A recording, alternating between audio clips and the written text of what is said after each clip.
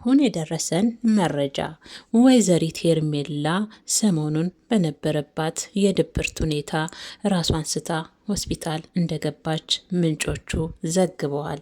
ወይዘሪት ሄርሜላ ፍቅር በሚባል በሽታ በመለከፏ ያፈቀረችው ሰው ደግሞ ባለትዳርና የአንድ ልጅ አባት በመሆኑ ሰሞኑን በድብርትና በለቅሶ ጊዜዋን እያሳለፈች እንዳለች የዓይን እማኝ ተናግሯል።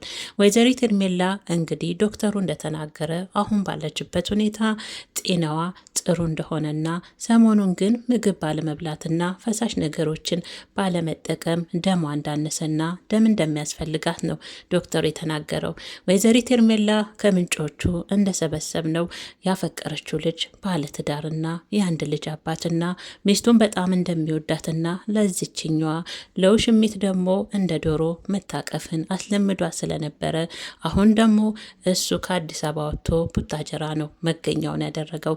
ወይዘሪት ሄርሜላ የምትገኘው አዲስ አበባ ከተማ ነው።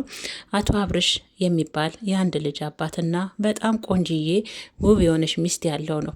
እሷን የሚገኘው በቡታጀራ ከተማ ፍቅሩን እያጣጠመ ከልጁና ከልጁ እናት ጋር ነው። ሄርሜላ ይህን በማየት ምንም ደስታና ጥሩ ስሜት ሊሰማት አልቻለም። ወይዘሪት ሄርሜላ ይህን በማየት ሰሞኑን በለቅሶ ወደ ሚዲያውም ጥሩ ነገር እያሳየች እንዳልሆነ ተመልካቾች አንዳንዶችም እሷን የሚደግፏት ለምንጩ ሲናገሩ ሰምተናል።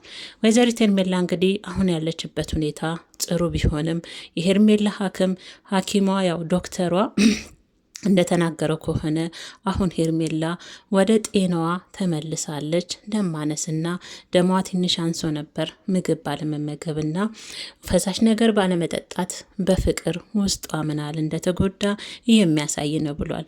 አሁንም ቢሆን ሄርሜላ ከጤናዋ እንድታጋግምና ደሟ ፉል እንዲል አቶ አብርሽን አግኝታ ያስለመዳትን እንደ ዶሮ መታቀፍ አቅፎ ካላሳያት ይሄ ሁኔታ የሚስተካከል እንደማይመስል ዶክተሩ ተናግሯል። ወይዘሪት ሄርሜላ አሁን ባለችበት ሁኔታ ጥሩ ደረጃ ቢሆንም ሰሞኑን ግን በማይገባ በሚባል ሁኔታ እንደው ዘመድ ሞቶባት ነው ምንድን ነው ያ የተመለከተ ሁሉ እያለ የሚጠይቀው ሁሉ ግራ በመጋባት ስታለቅስና ስታነባ የቲክቶክ ነዋሪዎች አስታውቀዋል። መረጃውን እንደሰማነው ከሆነ ወይዘሪት ሄርሜላ እንዴት አድርጌ የምወደውንና የማፈቅረውን ልጅ እንዴት ልለየው ፍርሃት አለኝ በዚህ አጋጣሚ ባላገኘሁ በማለት ስታንጎራጉርም ወደ ቲክቶክ መንደር ያሉ ተመልካቾች እንግዲህ አጋርተውናል። ውድና የተከበራችሁ ተመልካቾቻችን እኛ ከዚሁ ከሬዲዮ ጣቢያችን የምናስተላልፈው አንድ ነገር ቢሆን በተለይ ሴቶች ባለትዳር ወንድን እንዳታፈቅሩ እንመክራለን። ምክንያቱም እንደ ሄርሜላ ቀንም ማታም ስታለቅሱ አልበላም አልጠጣም በማለት ድብርሽን ውስጥ እንዳትገቡ ከዚሁ በአክብሮትና በትህትና እናሳስባለን። የሴት ልጅ ጥቃትና የሴት ልጅ ማልቀስ የሴት ልጅ ጉዳት ይቅር እንላለን። ሴቶች ደግሞ በዚህ አጋጣሚ ባለትዳር የሆነን ወንድ ላይ ባለመንጠልጠል የራሳችሁ ድርሻን እንድትወጡ በአክብሮትና በትህትና እንጋብዛለን። የወይዘሪት ሄርሜላ ማስተማሪያ ነው ብለን እናስባለን። እናንተም የምትሉት ሀሳብ አስተያየት ካላችሁ ከታች በማስቀመጥ ሀሳባችሁን አጋሩን። ውድና የተከበራችሁ ቤተሰቦቼ የሰሞኑን የወይዘሪት ሄርሜላ ሁኔታዎች አልጣመንም። እንዴት ልለየው ነው? ልጁ ባለትዳርና የአንድ ልጅ አባት ነው። ዛሬ ላይ ሆስፒታል ድረስ እንድትገባ ያደረጋት ፍቅር የሚባል በሽታ በድንገት ተጠናውቷት ነው። እኛ እንደውም እየጠረጠርን ነው እች ልጅ ምናልባት ታቅፋ ይሆን እንዴ እያልን እያሰብን ነው። ያለ ምክንያትማ እንደዚህ አላነባችም እያልን ነው። ለነገሩ ፍቅር ከባድ ነው፣ ግን ቢሆንም ባለትዳር ወንድ ላይ ደግሞ መንጠልጠል ዋጋውን እንደምታገኝ እያንዳንድ ሴቶች ከሄርሜላ ልትማሩ ልትገነዘቡ ይገባል። ሴቶችዬ ዛሬ ሄርሜላ ያለችበት ሁኔታ ለሁላችንም ግልጽ ነው።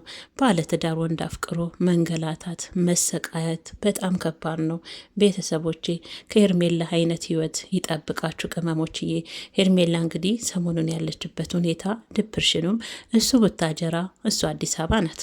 እንደ ዶሮ መታቀፍ ለምዳለች። እንደ ዶሮ ዞጥ ዞጥ ማለት ብጥስ ቅንጥስ ማለት ለምዳለች። እያቀረባት ያም ይመስለኛል አሁን ላይ እንደዚህ እያስነባት ያለው። ለነገሩ አትፍረድ ይፈረድብሃል ነው። ግን ቢሆንም ባለትዳር ወንድ ጋር ከመጠጋት ራሳችሁንና ጤንነታችሁን ጠብቁ ላለሁ። እኔው አብሬያችሁ የቆየሁት ምትክ ነኝ። እናንተ ደግሞ ውድና የተከበራችሁ የምወዳችሁ የሀገሬ ልጆች ለዚህ ዩቲዩብ ቻናል አዲስ ይሆናችሁ ሰብስክራይብ በማድረግ የደውል ምልክቷን በማጥቆር ቤተሰብ እንድትሆኑ በአክብሮትና በትህትና እንጋብዛለን። ቪዲዮዋንም ላይክ አድርጉ የኔ ምርጦች። አይከፈልበትም፣ የእውነት አይከፈልበትም። ለምታበረታቱንም ከልብ ከልብ እናመሰግናለን። ለሁሉም ነገር ሁሌ እንደምለው መልካም ልብ ያስፈልጋል። መልካም ልብ ከሌለው ለእኛ ቀላል የሆነችው ነገር ትከብደናለች። መልካም ልብ ላለው ሰው ደግሞ ያቺ ቀላል ነገር ቀላል እንደሆነ ስለሚረዳ ለዛ ሰው ከጠቀመ ብሎ ያደርጋል። ስለዛ ሁሌም ለሁላችንም እግዚአብሔር መልካም ልብ ይስጠን። ከእንደ ሄርሜላ አይነት ባለትዳር አፍቅሮ ጤናን ከማጣት ይጠብቀን ነው ምለው።